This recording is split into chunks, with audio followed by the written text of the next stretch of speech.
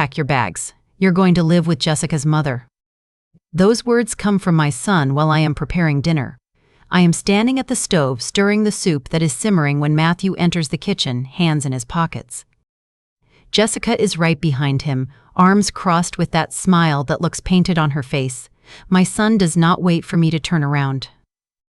He just announces it as if he were talking about the weather. "My wife and I are going to live in your house. You are going to stay in the spare room at her mother's house. I already spoke with her. It's all arranged." I do not look up. I keep moving the spoon in slow circles. The steam rises to my face. I feel the heat on my cheeks, but it is not just from the stove. It is something deeper, something that comes from deep inside. Jessica approaches the table and rests her hands on the back of a chair. She speaks with that sweet voice she uses when she wants to seem reasonable. "Eleanor, understand. This house is too big for you alone.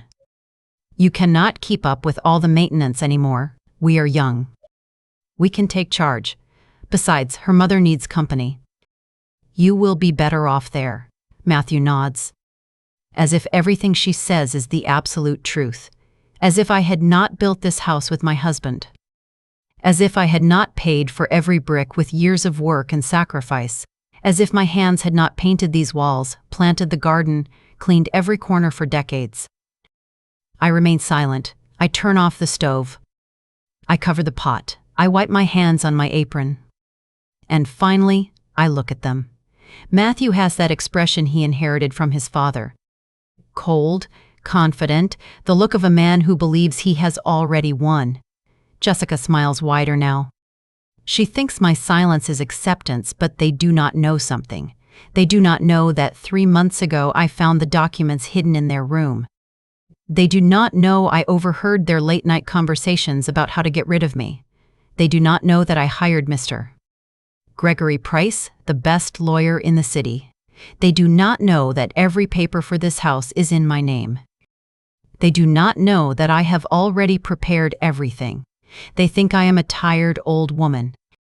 A woman who is going to nod and obey as she always has. A woman who is going to pack her things without protest and disappear quietly. But this time they are wrong. At that moment the doorbell rings, a sharp sound that cuts through the heavy silence of the kitchen. Jessica frowns. Matthew looks at the door irritated. "We are not expecting anyone," he says. I walk slowly toward the entrance. My steps are slow, measured. I hear Matthew and Jessica following behind me. I can feel their impatience, their annoyance that someone interrupted their big announcement. I open the door. On the other side is Mr. Gregory Price. Impeccable gray suit, leather briefcase in hand, that serene look only men who know the law is on their side have. "Good evening, Mrs. Singen." "Hayes, excuse the hour." "I have the documents you requested." I hear the sound behind me. It is Matthew. A choked gasp, a step backward. When I turn to look at him, his face is as white as a sheet of paper. His eyes are wide, his mouth half open. Jessica grabs his arm. "What documents?" She whispers, but her voice is trembling. I smile for the first time in months. It is a small, quiet smile, but it is loaded with everything I have kept silent for so long. "Please come in, Mr. Price." We were just sitting down to a family dinner. Matthew does not move. He is paralyzed in the middle of the hallway. Jessica pulls at him, but it is as if his feet are nailed to the floor. The lawyer enters with firm steps. He walks straight to the living room and places his briefcase on the coffee table. I close the door slowly. The sound of the deadbolt is like a period at the end of a sentence. I turn toward my son and daughter-in-law. They are pale, confused, scared, and I, for the first time in a long time, feel completely in control. "Sit down," I tell them calmly. "I think we have a lot to talk about." Jessica swallows hard. Matthew looks at me as if he does not recognize me, as if the woman in front of him is a stranger. And maybe I am. Maybe the Eleanor they knew died months ago, the one who nodded, the one who stayed quiet, the one who accepted everything without a fight. That woman no longer exists. Mr. Price opens his briefcase and takes out a thick folder. He places it on the table with a dry sound that echoes through the room. Mrs. Hayes, here are all the legal documents we reviewed, the deeds to the property, the updated will, and the lawsuit we will be filing first thing tomorrow morning. Matthew takes a step forward. His voice comes out broken, almost desperate. What lawsuit? What is he talking about? I sit down in my armchair, the same one I have sat in for 30 years. I cross my hands on my lap and look at them calmly. The lawsuit for attempted fraud, for manipulation, for elder abuse. I have recordings, Matthew. I have documents. I have proof of everything. Jessica sinks onto the sofa. Her face has lost all its color. Matthew looks at me with a mix of fury and panic. You cannot do this. I am your son. My voice does not tremble when I answer. That is precisely why it hurts more. I close my eyes for a moment and go back in time to when everything was different. To when Matthew was a little boy running down this same hallway chasing imaginary butterflies, to when he would hug me before bed and tell me I was the best mom in the world. I do not know the exact moment everything changed. Maybe it was when my husband died 5 years ago. Or maybe it started long before and I just did not want to see it. There are signs you ignore because they hurt too much, because accepting them means admitting that the person you love most in the world is turning into someone you do not recognize. I remember my husband's funeral like it was yesterday. It was raining. The cemetery was full of people who came to say goodbye. He was a good man, hardworking, honest. We built this house together brick by brick with the money we saved for years. He worked in construction and I cleaned houses. Sometimes we had so little money that we ate nothing but rice and beans for dinner for weeks on end. But we were happy. Matthew was 40 years old when his father died. He was already married to Jessica. They lived in a small apartment downtown. They always complained that they never had enough money, that the rent was too expensive, that they needed more space. After the funeral, Matthew approached me. He hugged me. He told me not to worry, that he would take care of me, that I would never be alone. I believed him. How foolish I was. The first few months after my husband's death were the darkest of my life. The house felt huge and empty. Every corner reminded me of him. His chair in the living room, his coffee mug in the kitchen, the smell of his cologne that still lingered in the closet. Matthew came to visit often at first. He brought food. He sat with me. He asked how I was. Jessica came too, though she always seemed uncomfortable. She would look at the walls, the furniture, the yard, as if she were evaluating something. One day, 6 months after the funeral, Matthew came with a proposal. Mom, this house is too big for you alone. Why don't we move in here? That way I can take better care of you and you would not be so lonely. He hesitated, not because I did not want him close, but because something in his tone made me uncomfortable. There was an urgency in his voice.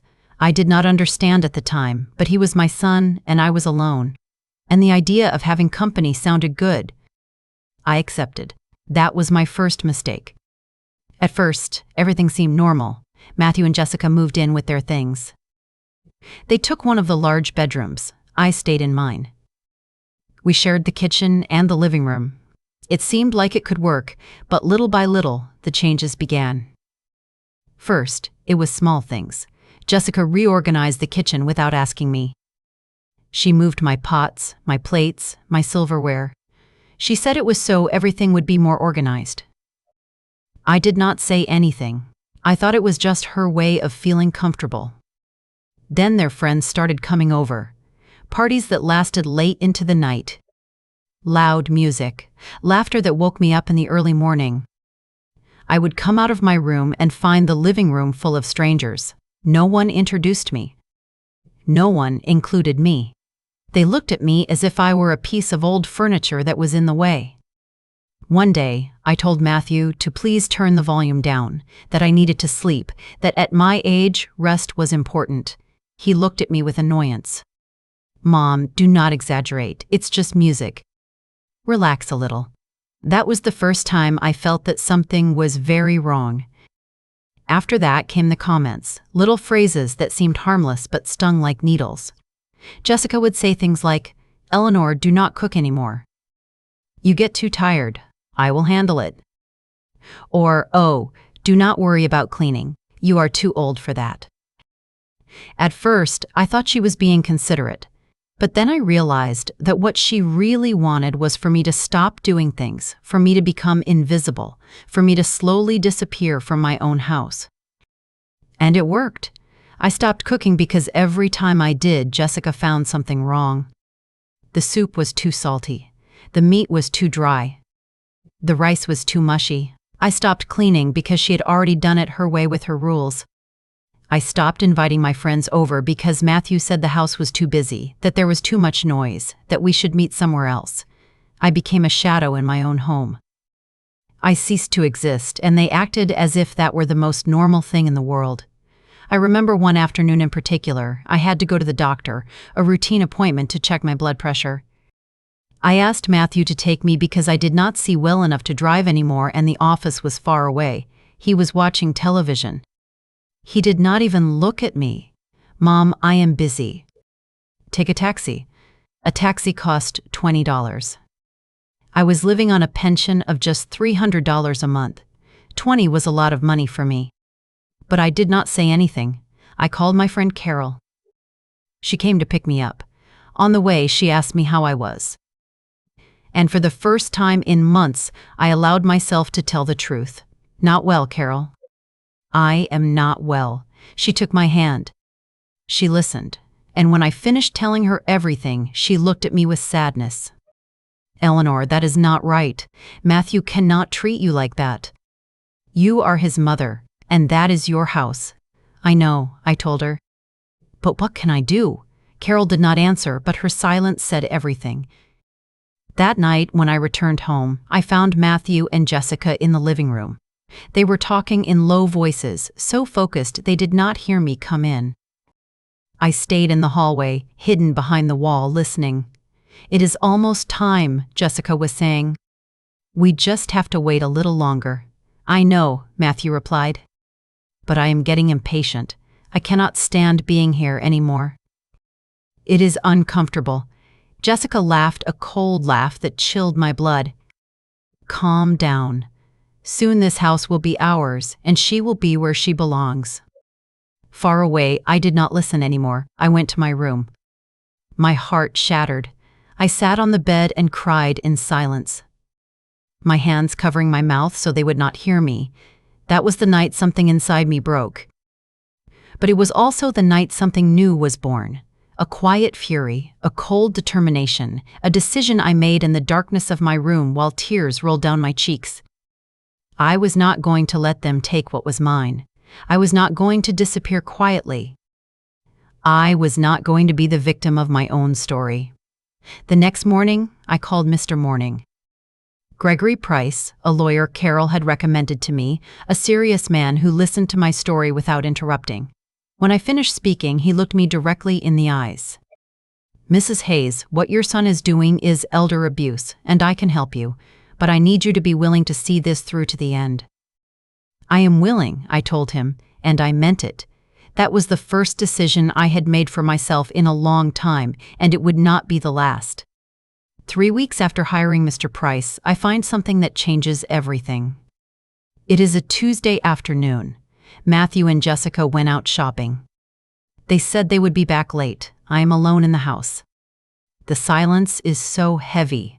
I can hear the ticking of the clock in the living room.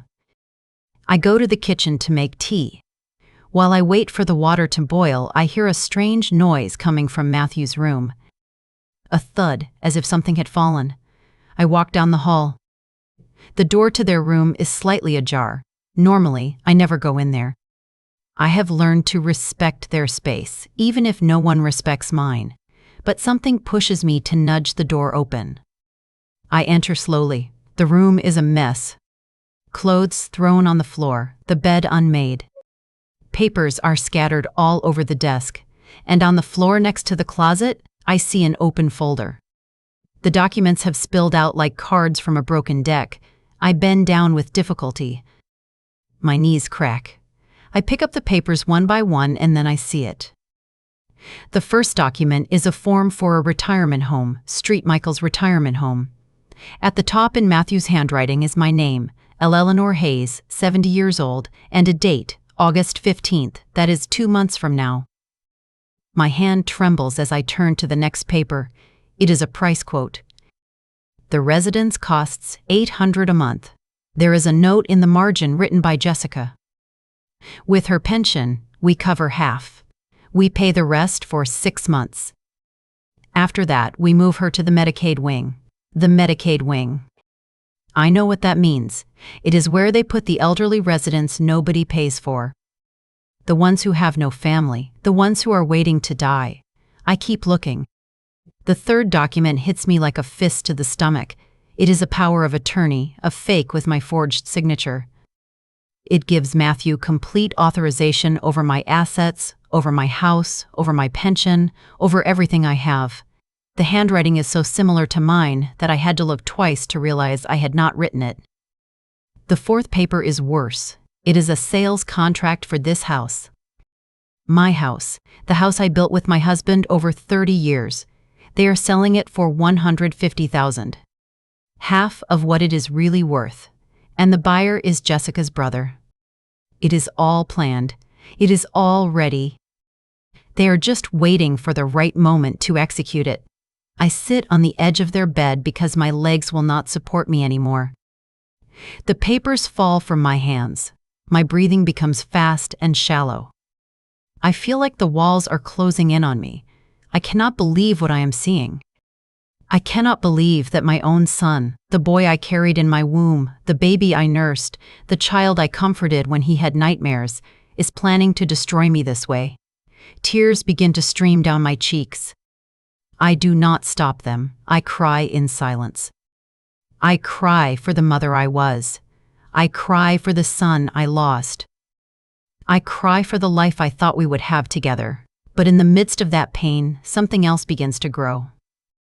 Rage. A cold, clear rage that runs through me like an electric current. I wipe the tears with the back of my hand. I pick up the papers from the floor. I arrange them carefully. I take out my cell phone, the one Matthew says is too complicated for me, and I take pictures of every document, one by one, making sure every word, every forged signature, every detail is visible. I put the documents back exactly as I found them. I close the folder. I place it in the same spot where it was. I make sure everything looks just as it did before. I leave the room. I close the door. I walk back to the kitchen. The water for the tea has evaporated. I turn off the stove. I sit at the kitchen table. I open the chat with Mr. Price. I send him all the photographs, one after another, 20 images in total. He responds in less than 5 minutes. Mrs. Pays. This is extremely serious. This is evidence of fraud, forgery, and elder abuse. With this, we can not only stop them, but also send them to prison. I need you to come to my office tomorrow. This changes everything. I read his message 3 times. Prison. My hands tremble on the table. A part of me does not want to go that far. He is my son. Despite everything, he is my son. But another part of me, the one that is tired of suffering, the one that is sick of being invisible, the one that has finally woken up, knows there is no turning back. I reply, I will be there at 10:30 in the morning. That night, when Matthew and Jessica return, I act as I always do. I ask them how their day was. I serve them dinner. I smile at them. I talk about the weather. Matthew eats distractedly looking at his phone. Jessica tells me about a friend who bought a new car. She talks about how expensive everything is, about how they need a better car, too. I nod. I wash the dishes. I say goodnight and go to my room. But this time, it is different. This time, I have the truth, and the truth is a powerful weapon. The next morning, I leave the house early. I tell them I am going to the farmer's market. Matthew does not even look up from the newspaper. Jessica is in the shower. I take the bus downtown. The trip takes 40 minutes. I arrive at Mr. Price's office exactly at 10 nouded. His secretary shows me in immediately. He greets me with a firm handshake. "Mrs. Hayes, please sit down." I sit across from his desk. He opens a folder and places the printed photographs on the table. "This is enough to file criminal charges," he says. "But we need more. We need proof that they are acting consciously. We need to record them." Record them. I repeat, the word sounds impossible. "Yes. I need you to carry a recording device, something small, a cell phone, a recorder, and confront them. Get them to talk about their plans." "I cannot do that," I tell him. "If they confront me, if they find out I know something, they could hurt me." Mr. Price leans forward. His voice is serious but kind. "Mrs. Hayes, I understand your fear, but if we do not gather more evidence, they can claim you are confused, that you are senile, that you faked the photographs. Their lawyers will attack your credibility. We need something irrefutable." I remain silent, thinking, calculating. "There is another option," he says. "We can install hidden cameras in your house. Small, invisible, in the living room, in the kitchen, in the places where they talk. That way, we get recordings without you having to confront them directly." "That sounds better," I tell him.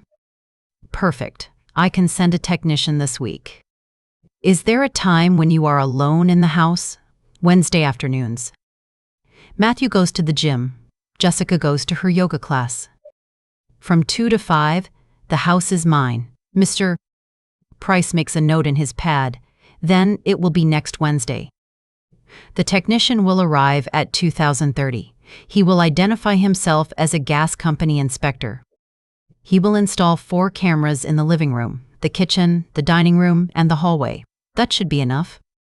I feel a knot in my stomach. This is really happening. It is not just a plan anymore. It is action. "One more thing, Mrs. Hayes. From now on, do not change your behavior. Keep acting normal. Do not let them suspect a thing. As hard as it is, you must be the same Eleanor as always." I nod. I understand. But inside, I know I am not the same Eleanor. That woman died the day she found those documents. The one sitting in this office is someone new, someone stronger, someone who is no longer afraid to fight. I leave the office with a weight lifted from my chest. I walk through the downtown streets. The sun is high. People rush past me. No one sees me. No one notices me. I am invisible to the world, but not for long. Wednesday arrives faster than I expected. I wake up early, my heart pounding. Matthew and Jessica eat breakfast in a hurry. He has a work meeting. She has appointments all day. I watch them leave from the kitchen window. The car drives down the street and disappears around the corner. The house falls silent. I have 3 hours before the technician arrives. I clean the living room even though it is already clean. I need to keep my hands busy. I need time to pass faster. Every minute feels like an hour. I check the clock every 5 minutes. At 2020, the doorbell rings. I open the door. A young man in a green uniform is standing on the porch. He is carrying a toolbox and a tablet. "Good afternoon, ma'am. I am from the gas company." "Routine inspection." "Come in," I say. My voice sounds calmer than I feel. He enters and closes the door behind him. Once inside, he lowers his voice. "Mrs. Adforce." "Hayes, I am Ben Carter, Mr. Crotter. Mr. Phil, members. Price sent me. I am here to install the cameras. It will take me about an hour. Is anyone else home?" "No, we are alone." "Perfect. Can you show me the living room, kitchen, and dining room?" I guide him through the house. He observes everything with professional attention. He points to specific places. A high shelf in the living room, the corner by the clock in the kitchen, the frame of a painting in the dining room, a vase in the hallway. "Here, here, here, and here," he says, marking with his finger. "From these angles, we will have full coverage. The cameras are the size of a button. No one will notice them.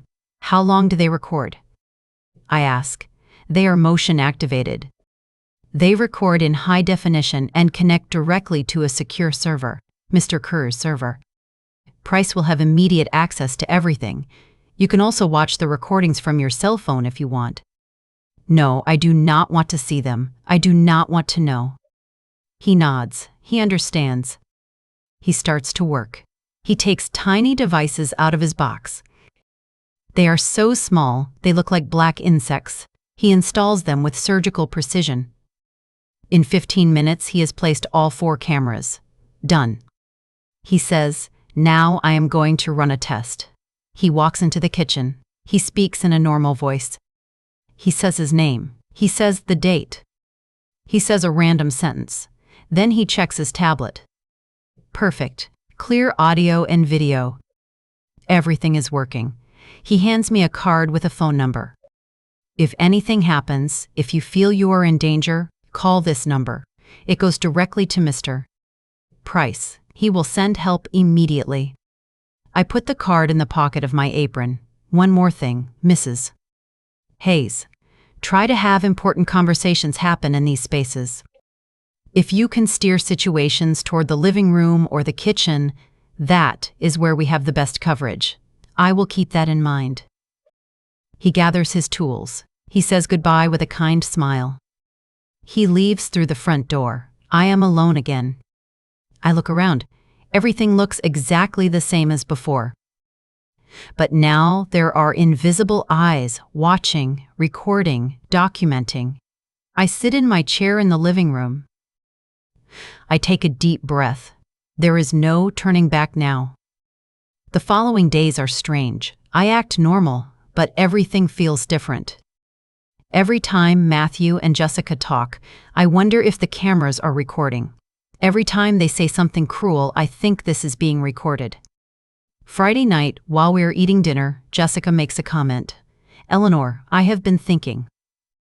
You should not be handling money anymore. It is too much stress for someone your age. Why don't you give me your pension card? I can manage your expenses." Matthew supports her immediately. "It is a good idea, Mom. That way you do not have to worry about anything." I look at them in silence. I want to scream at them. I want to pull out the documents I found and throw them in their faces. I want to tell them I know everything, but I do not. Instead, I give a weak smile. "I do not know," I say. "Let me think about it." Jessica insists. "There is nothing to think about. It is for your own good. Besides, we are spending a lot of money keeping you here. The least you can do is contribute." I freeze. Keeping me in my own house.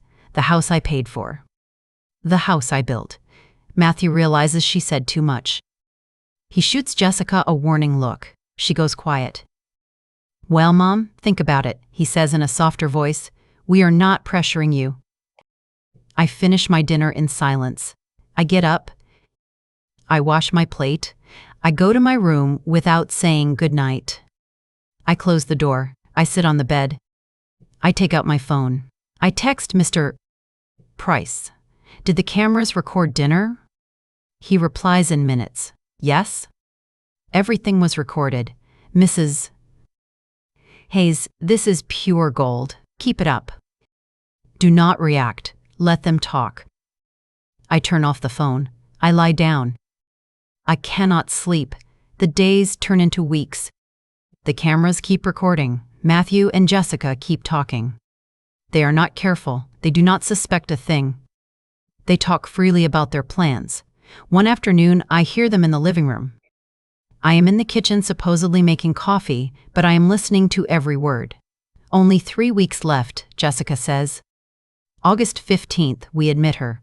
2 days later, we sign the sale of the house. "And if she refuses," Matthew asks. "She cannot refuse. We already have the power of attorney. Legally, we can act on her behalf." "But that signature is fake." Jessica laughs. A laugh that gives me chills. "No one will know. She is an old woman.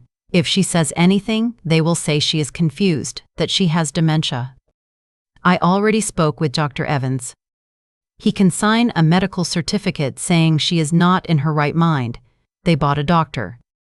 They forged documents. They planned every detail. And I heard it all. That night, I write to Mr. Price, I need this to end soon.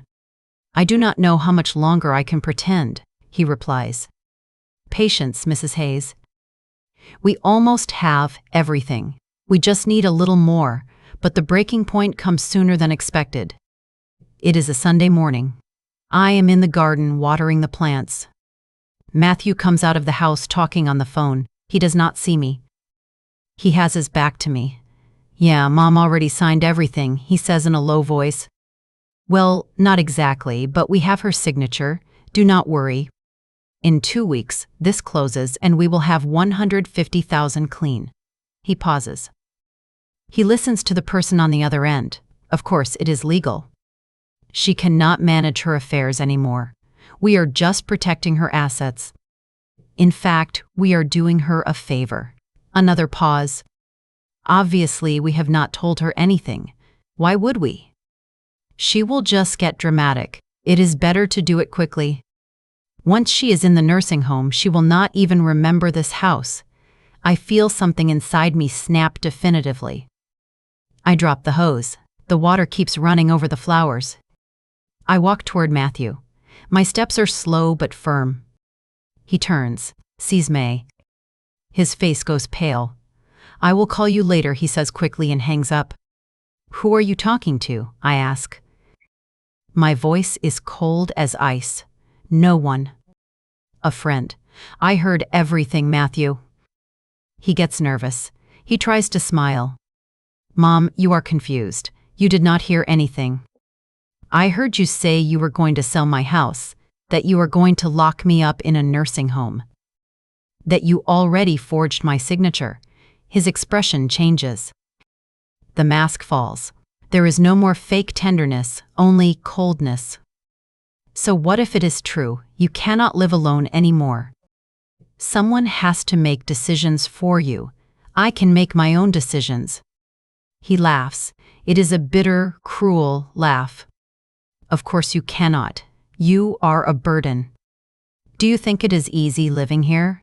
Do you think we want to be taking care of you? This house is worth money, money we need. You have already lived your life. Now it is our turn. His words pierce me like knives. This is my house. I tell him, I built it with your father.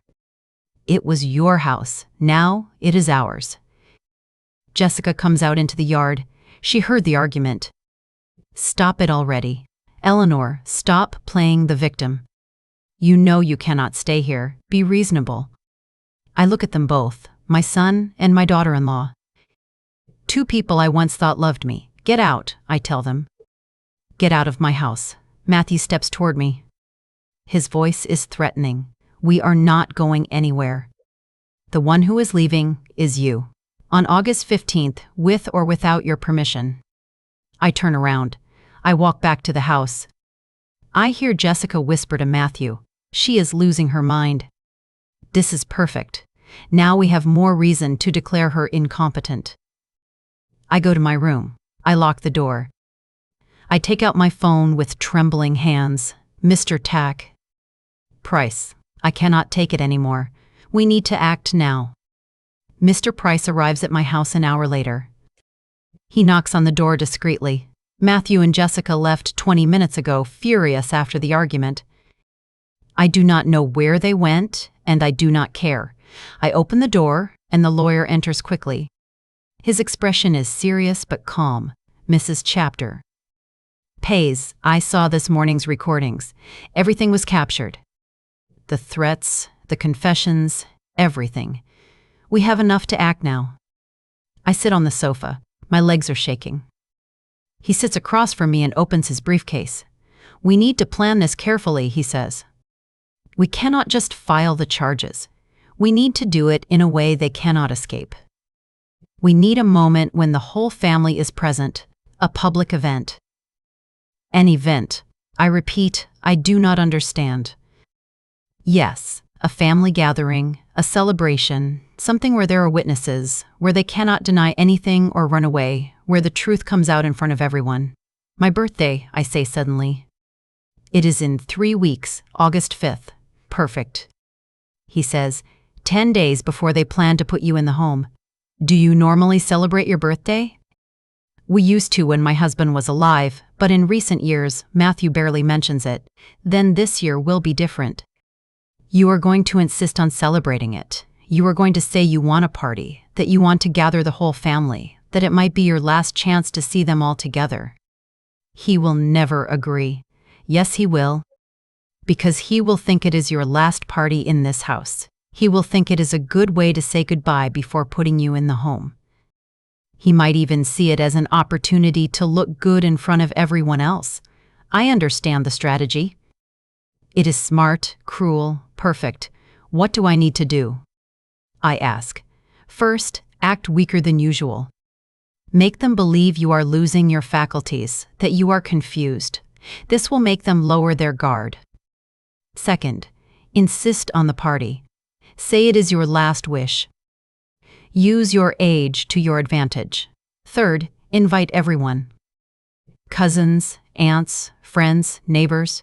The more witnesses, the better. And you will be there. I will be there with all the documents, with all the recordings, with a court order ready.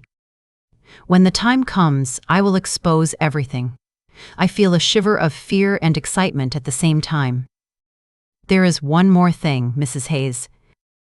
Once this starts, there is no turning back. Matthew could go to prison. Jessica, too. Are you prepared for that? I think about my son, the boy he was, the man he became. I think about all the nights I stayed up taking care of him when he was sick. All the sacrifices I made so he could have a good education. All the times I defended him when the world was hard on him.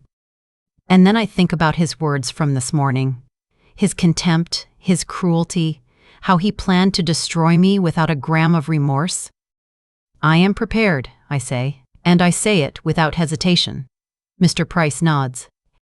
He closes his briefcase and stands up. Then we start today. Call me if you need anything. And remember, act weak, but stay strong inside. This will be over soon. After he leaves, I sit in the living room for hours, thinking, planning, mentally preparing myself for what is coming. When Matthew and Jessica return that night, I act differently. I walk slower. I drop a cup in the kitchen. I apologize clumsily. I ask the same question twice. Jessica whispers to Matthew, but loud enough for me to hear. See, I told you she is getting worse. Matthew looks at me with a mix of pity and annoyance. That night at dinner, I bring up the subject. Matthew, my birthday is in 3 weeks. He does not even look up from his plate. Yeah, Mom? I know. I would like to have a party. A small family gathering. Now he looks at me surprised.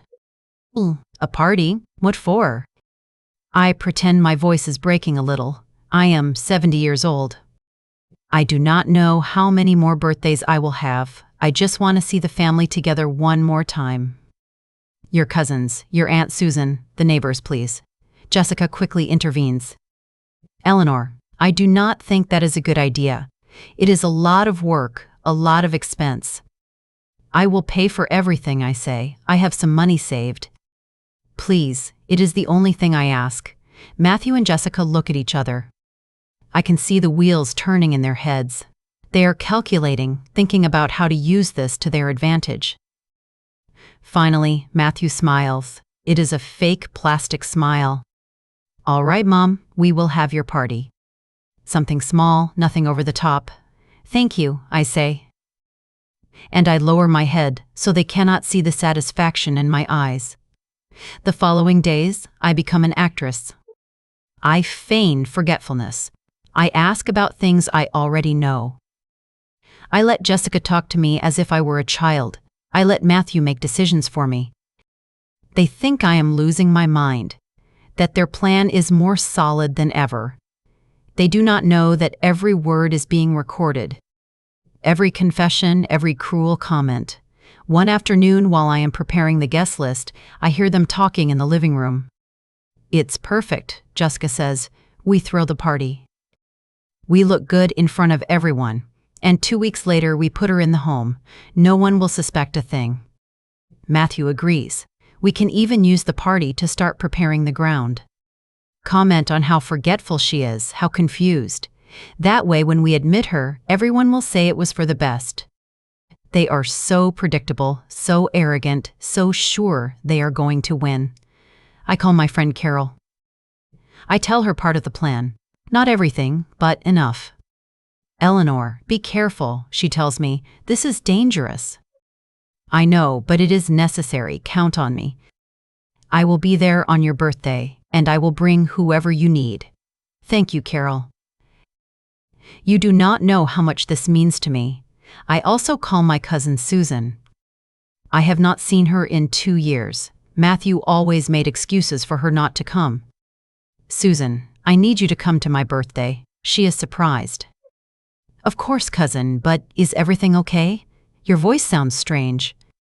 Everything is fine. Or it will be soon. Just come please and bring David and the kids. We will be there. Every call I make is another brick in the wall I am building. A wall that will trap Matthew and Jessica with no escape.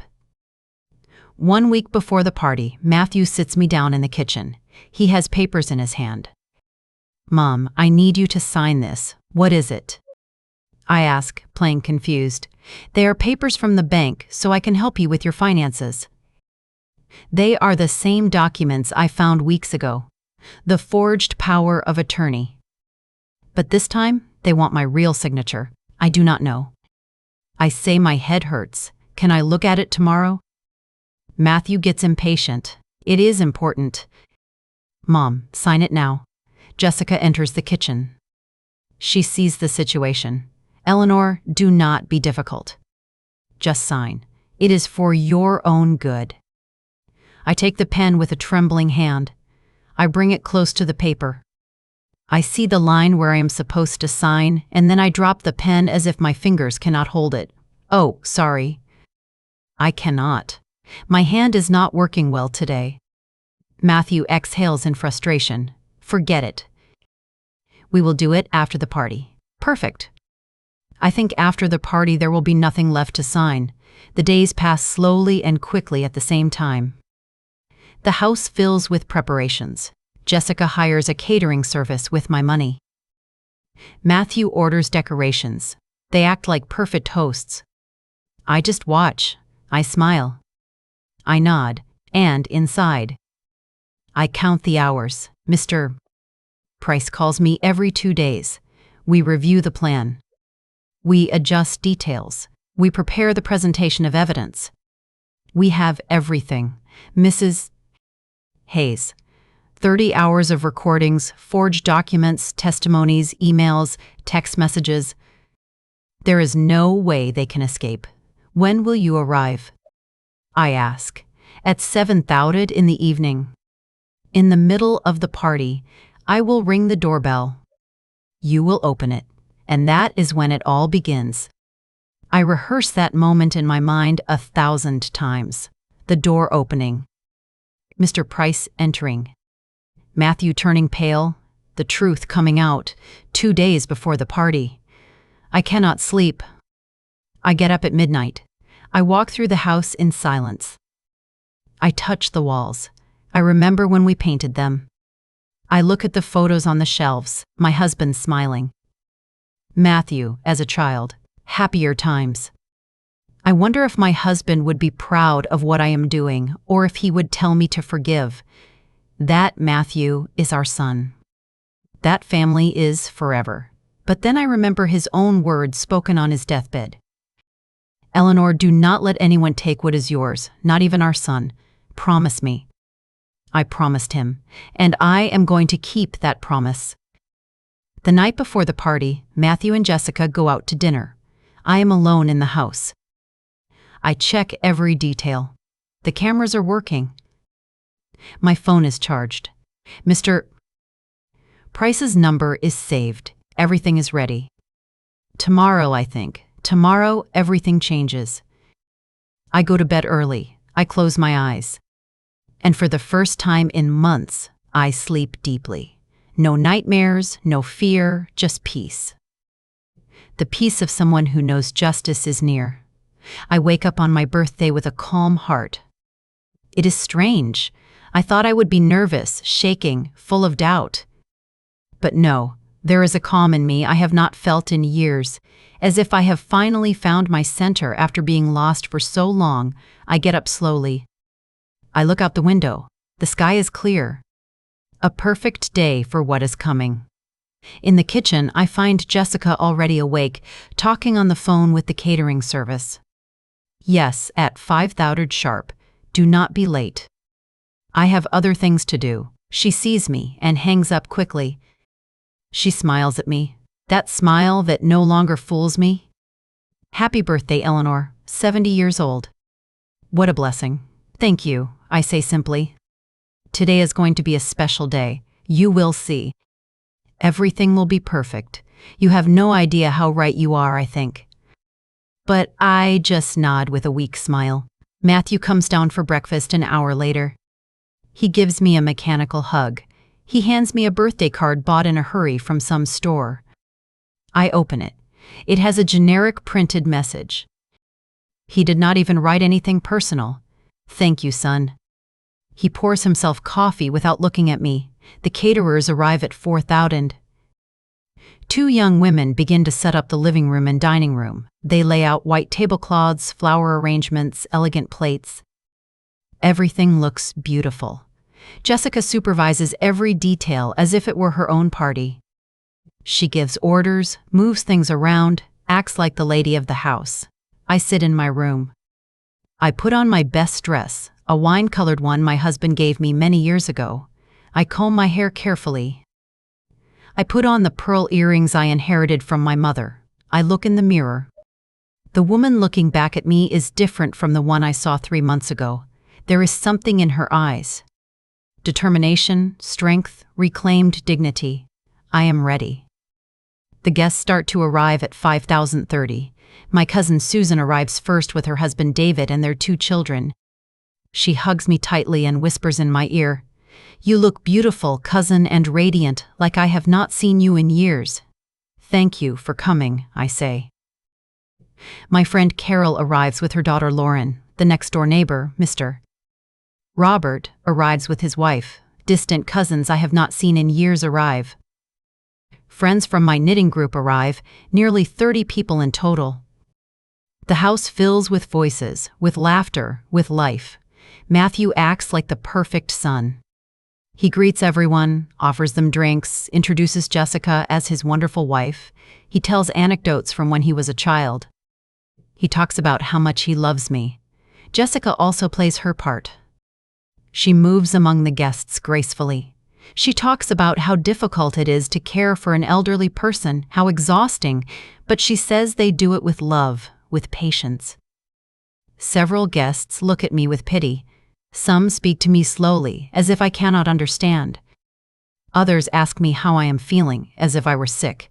Matthew did his job well. For weeks he planted the idea that I am losing my faculties, that I am confused, that I need special care. Perfect.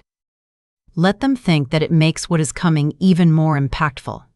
At 6003, Jessica seats me at the head of the table. They bring out a large cake with lit candles. Everyone sings happy birthday. They applaud. They take pictures that I know I will remember forever. I blow out the candles. I make a silent wish. Justice, freedom, truth. Matthew stands up and raises his glass. He is going to give a speech. I want to toast my mother. An extraordinary woman who gave us everything, who sacrificed her life for me, who taught me the value of work, of family, of love. He pauses dramatically. Several guests wipe away tears. Mom, I know these last few years have been hard for you. Losing Dad was not easy, but I want you to know that I will always be here for you. I will always take care of you. I will always protect you. This house will always be your home. The lies flow from his mouth so easily, they almost make me doubt my own memory. But then I remember the recordings. I remember his real words. I remember the forged documents. Everyone applauds. They toast. They look at me expecting me to say something. I stand up slowly. I take my glass with a steady hand. Thank you all for coming. Thank you for celebrating with me. It means so much to have the people I love here tonight. I look directly at Matthew because family is the most important thing, and the truth is the only thing that keeps us together. Matthew smiles, not understanding the weight of my words. He toasts. He drinks. It is 10 minutes to 7. My heart begins to speed up. 10 minutes. Just 10 more minutes. Jessica suggests playing a game that each person share a memory of me. Several people start telling stories. Sweet moments from the past. Carol tells of when we met 40 years ago. Susan tells of summers at my grandmother's house. Mr. Robert tells of when my husband helped him fix his roof. They are beautiful stories. They make me remember who I was, who I am, what I have built in these 70 years. And as I listen, I think about everything Matthew was about to take from me. Not just the house, not just the money, but my dignity, my history, my right to be remembered as something more than a burden. It is 5:07. Mr. Price should be here any second. I look toward the window. I see the headlights of a car stopping in front of the house. My breath catches for a second. Matthew is telling a story about his childhood. Everyone is laughing. No one notices my tension. The doorbell rings. The sound cuts through the conversation. Everyone falls silent. Matthew frowns. Who could that be at this hour? Jessica says, I will get it, I say, standing up. I walk toward the door. Every step feels eternal. I can hear the murmur of the guests behind me. I can feel Matthew's eyes on my back. I put my hand on the doorknob. I take a deep breath, and I open it. On the other side is Mr. Gregory Price, impeccable gray suit, briefcase in hand, a serious but kind face. Good evening, Mrs. Pace. Hayes. Excuse me for interrupting the celebration, but I have urgent business that cannot wait. His voice is clear, professional. Everyone in the living room can hear him. I turn toward the guests, toward Matthew, toward Jessica, and I see the exact moment Matthew recognizes Mr. Price. His face changes. The color drains from his cheeks, his eyes go wide. His mouth opens, but no sound comes out. He is frozen like a statue. Jessica notices. She approaches him. Matthew, what is wrong? Who is that man? But Matthew cannot answer. He is staring at Mr. Price as if he has seen a ghost. I smile. A small smile, but full of meaning. Please come in, Mr. Price. We were just celebrating as a family, and I think everyone should hear what you have to say. The lawyer enters with confident steps. He walks straight into the living room. The guests look at him confused. Some whisper among themselves. Matthew finally reacts. He takes a step forward, his voice trembling. Mom, what is going on? Who is this man? My voice comes out calm, controlled, powerful. This is Mr. Gregory Price, my lawyer, and he is here to clarify a few things that I think all of you should know. Jessica turns pale. She reaches for Matthew's hand. They look at each other in panic. Mr. Price places his briefcase on the coffee table. He opens it slowly. He takes out a thick folder. He places it on the table with a sound that echoes in the absolute silence of the room. Ladies and gentlemen, I apologize for interrupting the celebration, but what I have to reveal tonight cannot wait any longer. Susan moves closer to me. She takes my hand. I can feel her silent support. Mr. Price looks directly at Matthew. Mr. Hayes, for the last 3 months, I have been investigating your activities, and I have discovered evidence of fraud, forgery, and conspiracy to commit elder abuse. A murmur goes through the room. The guests look at each other confused. Some step forward to hear better.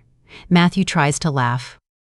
It is a nervous, forced laugh. I do not know what you are talking about. This is ridiculous. Mom, what did you tell this man? I say nothing. I just look at him, and in my silence there is more power than in 1,000 words. Mr. Price opens the folder.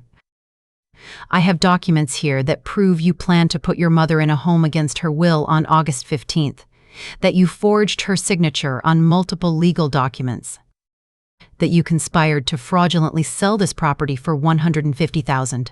Jessica lunges forward. That is a lie. You have no proof of anything. Mr. Price looks at her calmly. I have 30 hours of video and audio recordings. I have phone conversations. I have text messages. I have the forged documents. I have everything. The silence that follows is absolute. No one breathes. No one moves. And I, standing by the door, feel like I can finally breathe after months of drowning in silence. Mr. Price pulls a remote control from his briefcase. He points it at the large television in the living room. The one Matthew bought 6 months ago with money he said was from his job. With your permission, I am going to show you something. No one answers. Everyone is paralyzed. The lawyer turns on the television. He connects his laptop. The screen lights up, and then it begins. The first video shows the kitchen of this house. The date in the bottom corner reads June 22nd. 6 weeks ago, Matthew and Jessica are sitting at the table. I am not in the frame. I was in my room. Jessica's voice comes clearly from the speakers. I already spoke with the director of the home. He has a room available for August 15th. It is $800 a month. Matthew's voice replies, with Mom's pension, we cover half. We pay the rest for 6 months. After that, we move her to the Medicaid wing. And if she refuses to go, Jessica asks in the video, she cannot refuse. I already have her signature on the documents. Well, not exactly her signature, but no one will notice. I hear gasps from the guests. Susan squeezes my hand tightly. Carol has her hands over her mouth. Matthew tries to speak. That is edited, manipulated. It is not real. Mr. Price does not even look at him. He simply advances to the next video. This one is from July 3rd. In the living room on the screen, Matthew is talking on the phone. It is the same conversation I overheard in the yard weeks ago. Yeah, Mom already signed everything. Well, not exactly, but we have her signature. In 2 weeks, this closes and we will have $150,000 clean. A pause. He listens to the person on the other end. Of course, it is legal. She cannot manage her affairs anymore. In fact, we are doing her a favor. Another pause. Obviously, we have not told her anything. Why would we? She will just get dramatic. It is better to do it quickly. Once she is in the nursing home, she will not even remember this house. My cousin Susan stands up. Matthew, how could you? She is your mother. He does not answer. He is staring at the screen in horror as if he cannot believe his own words are betraying him. Mr. Price continues. Video after video, conversation after conversation. One shows Jessica talking to a friend about how they are going to remodel the house once I am gone. Another shows Matthew practicing my signature on a piece of paper. Another shows them arguing about what to do with my furniture. This is just a sample. Mr. Price says, I have hours more of similar material. He stops the presentation. He turns to the guests. In addition to the videos, I have these documents. He places papers on the table one by one, explaining each one. This is a forged power of attorney with Mrs. People. Hayes's signature. This is a sales contract for the property in the name of Jessica's brother for $150,000 when the actual value of the house is $300,000. This is a false medical certificate declaring Mrs. Hayes mentally incompetent. Signed by a Dr. Evans, who curiously is Jessica's cousin and owed Mr. Prester Hayes money. Every document he shows is another blow, another truth coming to light, another lie crumbling. The guests begin to react, some with anger, others with disbelief. Mr. Practice. Robert shakes his head. The friends from my knitting group look at me with tears in their eyes. David, Susan's husband, approaches Matthew. You are a disgrace. Your mother gave you everything, and this is how you repay her. Matthew finally explodes. You do not understand. I deserve this house. I spent my childhood here. I worked in this yard. This house is as much mine as it is hers. His voice sounds desperate. Almost childish. No, Matthew, I say finally. My voice cuts the air like a knife. This house was never yours. I built it with your father. We paid for it with our work, with our sweat, and you have no right to it. He looks at me with a mixture of rage and pleading. I am your son. You were my son until you decided to make me your enemy.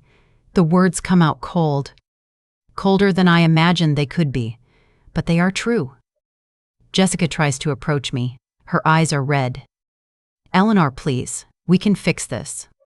It was a misunderstanding. We only wanted what was best for you. Mr. Price stops her. Jessica, I recommend you say nothing further. Anything you say can be used against you in court. In court, she repeats. Her voice breaks.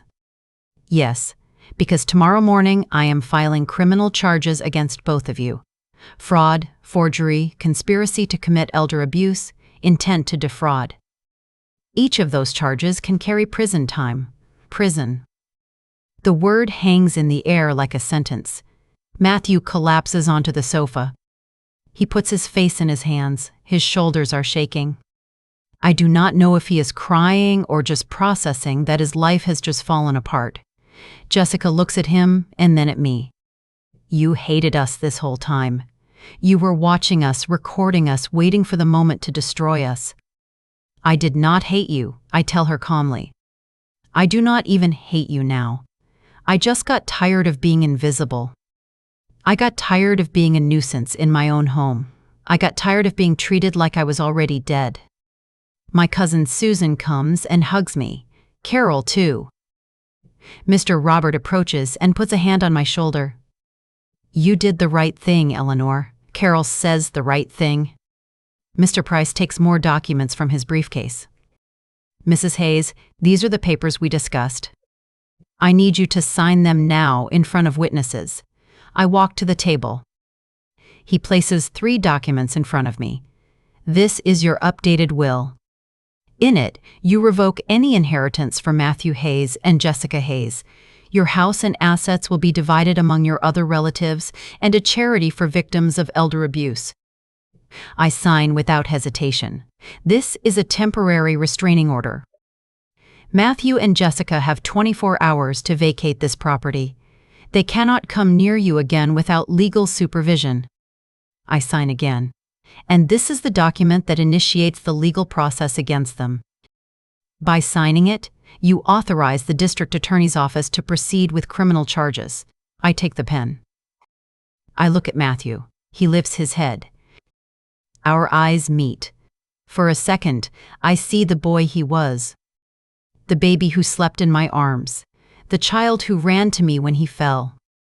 The young man who hugged me before leaving for college. And then I see the man who tried to steal my house, who forged my signature, who planned to lock me in a nursing home and forget about me. I sign the document. Matthew closes his eyes. A tear runs down his cheek.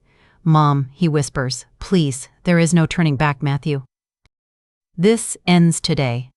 Mr. Price gathers the signed documents. He puts them carefully in his briefcase. Mr. Ease, Mrs. Pays. I recommend you hire a lawyer immediately. You have 24 hours to leave this property. If you do not do so voluntarily, the police will remove you by force. Jessica begins to cry. It is not a soft cry. It is a desperate, almost hysterical sob. Where will we go? We have no money. We have nothing. You should have thought of that before, Susan says coldly. Matthew stands up slowly. He walks toward me. He stops a few feet away. He looks at me with empty eyes. I will never forgive you for this. His words should hurt me. But they do not anymore. I do not need your forgiveness, Matthew. I just needed my peace, and I finally have it. He leaves the room. He goes up the stairs. I hear his bedroom door slam shut. Jessica follows him, still crying. The guests remain silent. They do not know what to say. They do not know what to do. Mr. Price closes his briefcase. Mrs. Hayes, I'm going to stay here tonight just as a precaution. I will be back early tomorrow with police officers to ensure the eviction is carried out properly. Thank you, Doctor. He nods and retreats to a corner of the living room, giving me space with my guests.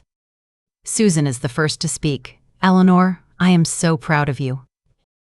So proud. I know how hard this must have been. The words get stuck in my throat. For the first time all night, I feel like I am going to cry. But not from sadness, from relief. Carol hugs me tightly. I knew something was wrong. I knew it. I should have done more. I should have gotten you out of here sooner. You did enough. I tell her, you were there when I needed you.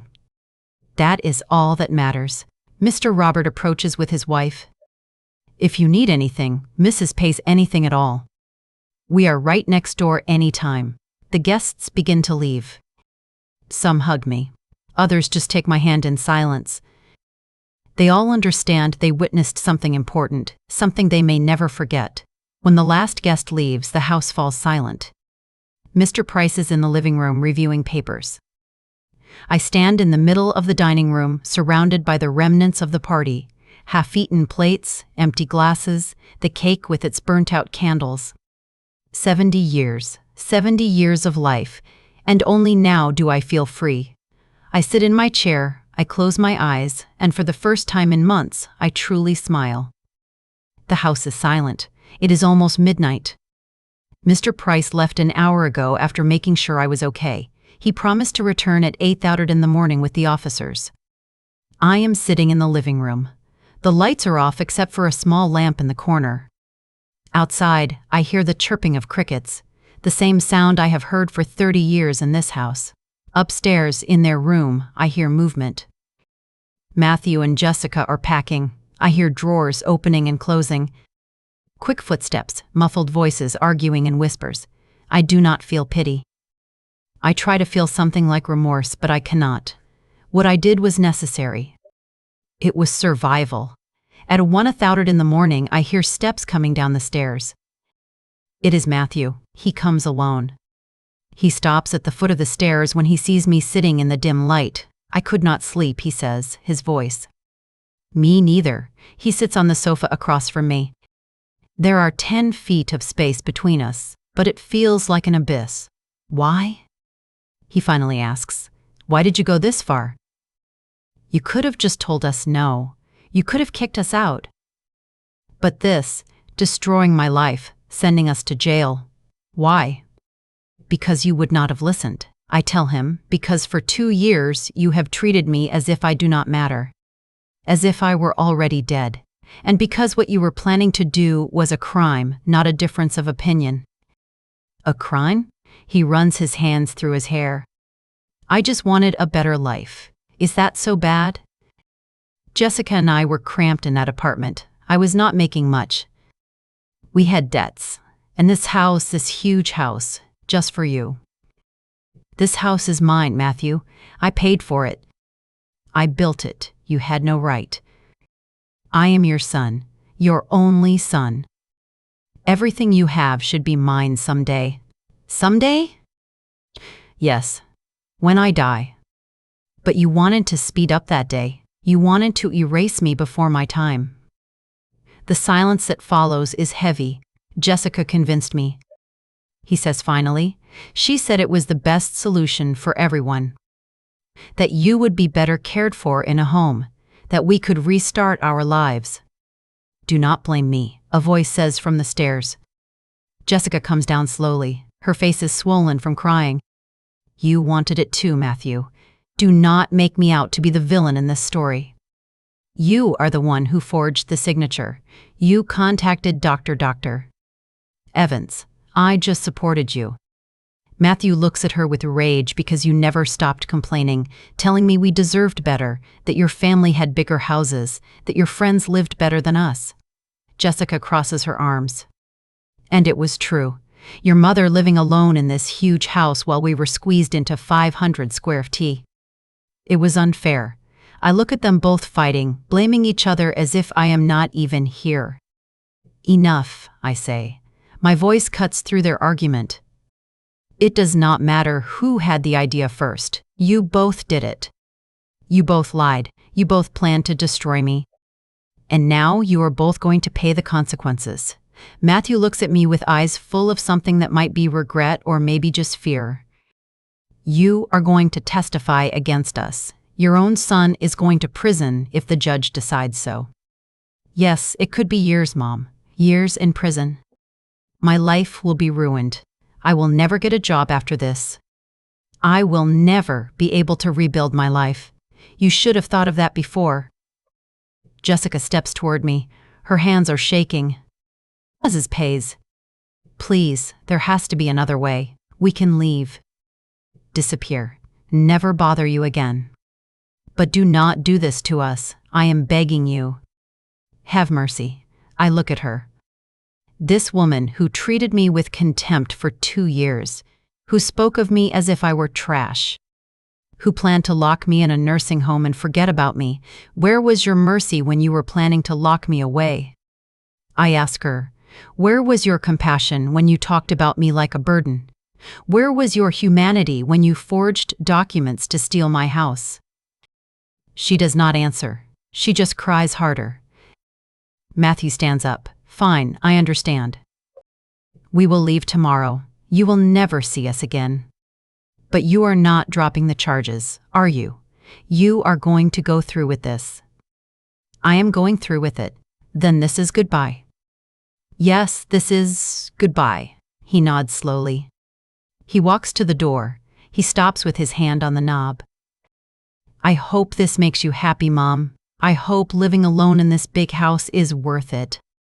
I hope when you are dying and there is no one by your side, you remember this moment and feel satisfied. His words are designed to hurt me. And 3 months ago, they would have, but not now. I would rather die alone and in peace than live surrounded by lies. He leaves without another word. Jessica gets up from the floor. She looks at me one last time. You won, she says coldly. I hope you enjoy your victory. This is not a victory, Jessica. This is justice. She goes up the stairs. I hear the bedroom door close. I am left alone in the living room. The clock reads 2000 in the morning. Outside, the city sleeps. I walk to the window. I look at my garden, the flowers I planted, the tree my husband and I planted when we bought this house, the stones in the path we laid together. It is all still here, intact, mine. I place my hand on the cold glass of the window, and for the first time in a long time, I feel like I am truly home. At 8:00 the next morning, Mr. Price arrives. He has 2 police officers with him. They knock firmly on the door. I open it. I welcome them in. The officers go up to Matthew and Jessica's room. 15 minutes later, they come down with their suitcases. Matthew has red eyes. Jessica walks with her head down. The officers read them their rights. They inform them they have a summon to appear, that they must be in court next Tuesday. Matthew walks past me without looking. Jessica does not look at me either. They walk out the door, they get in their car, and they leave. I watch them drive away from the window. The car turns the corner and disappears. And with them goes a part of my life. The painful part, the dark part, the part that was consuming me from the inside. Mr. Price approaches me. Mrs. Hayes, how do you feel? Free, I tell him. I feel free, he smiles. The legal process will take time, months probably. It is going to be difficult. It is going to be painful. But you did the right thing. I know. After everyone leaves, I walk through my house room by room, touching the walls, the furniture, the photographs. This house is full of memories. Some beautiful, some painful, but they are all mine. I reach my room. I sit on the bed. I look out the window. The sun is high. It is a beautiful day and I am alive. I am free. I am in my house. I close my eyes and take a deep breath. The air fills my lungs clean, without weight, without fear, without guilt. I can finally breathe. 6 months have passed since that night. 6 months since my life changed forever. The trial ended 3 weeks ago. Matthew was sentenced to 2 years in prison and 3 more on probation. Jessica received 18 months and 2 years conditional. Both have permanent criminal records. Both lost everything. I did not go to the sentencing. Mr. Price represented me. He told me Matthew cried when the judge read the verdict, that Jessica fainted and had to be taken out in a wheelchair. I did not feel anything when he told me. Not sadness, not satisfaction, just a strange emptiness where the pain used to be. The house is different now, quieter. But it is a good silence, not the heavy silence of when I lived in fear. It is the silence of peace. I hired a young woman named Chloe who comes 3 times a week to help me with the cleaning and shopping. She is 25 years old and studying nursing. She reminds me of myself when I was young. Hard work, a dreamer, full of life. Sometimes I have coffee with her in the kitchen and we talk about her plans. She wants to open a clinic for elderly people someday, one where they are treated with dignity and respect. I told her my story. Not all of it, but enough. She cried when I finished. She hugged me tightly and told me I was the bravest woman she knew. I do not feel brave. I just feel alive. My cousin Susan comes to visit me every Sunday. We have tea in the garden and talk about everything and nothing. She tells me about her grandchildren, her travels, the life she built. Sometimes she asks if I miss Matthew, if I think about him, if I regret what I did. I do not regret it. I always tell her, and it is true. Regret would imply I did something wrong, and defending my life, my home, my dignity can never be wrong. Carol also comes by often. We go for walks in the park. We go to the movies. Sometimes we just sit in the living room and knit in silence. She tells me she sees a difference in me, that I stand taller, that I seem more present, as if I have finally come back to inhabit my own body. And she is right. For years, I was a ghost in my own life. Invisible, silent, absent. But not anymore. 2 months ago, I sold some jewelry I had tucked away. Jewelry my husband gave me that I never wore. With that money, I went on a trip alone. For the first time in my life, I traveled alone. I went to the coast, a small town 4 hours away. I rented a room in a modest hotel facing the sea. I spent a week walking on the sand, watching the sunset, reading books I always wanted to read but never had time for. One afternoon, while I was walking along the shore, a little girl approached me. She must have been about 6 years old. She asked me if I was a grandmother. I told her no, that I did not have grandchildren. She looked at me with those big eyes kids have and said, "Then you can be my beach grandma." I laughed. It was a genuine laugh that came from deep inside. I told her, yes, I could be her beach grandma. We played in the sand for an hour. We built castles. We looked for seashells. Her mother watched us from under a nearby umbrella, smiling. When I said goodbye, the little girl hugged me tightly and told me I smelled like cookies and flowers, that I was the best beach grandma in the world. I cried in my room that night, but not from sadness, from something like hope. I returned home with something different in my chest, a lightness I had not known, as if I had left part of the weight on that beach. Last week I received a letter.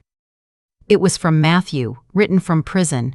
The envelope sat on my table for 3 days before I dared to open it. The letter was short, 2 pages.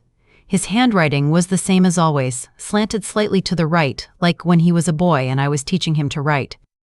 It said he was sorry, that he had a lot of time to think, that he finally understood what he had done to me, that he did not expect forgiveness, but needed me to know he was repentant. He said he and Jessica had separated, that she blamed him for everything, that they no longer spoke.